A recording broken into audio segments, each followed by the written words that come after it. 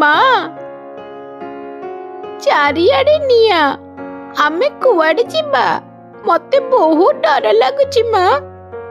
ଡରନି ଧନ, ସାହସ ରଖ, ମୁଁ ଅଛି ନା ତୋ ପାଖରେ। ହେ ହରି, ହେ ପ୍ରଭୁ, ଆଜି ଏହି ଅସହାୟ ମା ତୁମକୁ ଗୁହାରି କରୁଛି।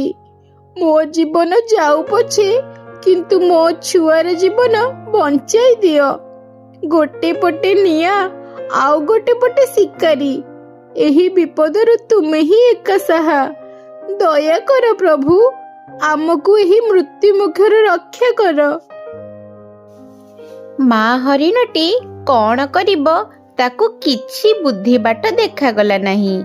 କୌଣସି ଉପାୟରେ ବି ଏ ବିପଦରୁ ମୁକୁଳି ପାରିବ ନାହିଁ ବୋଲି ଭାବିଲା।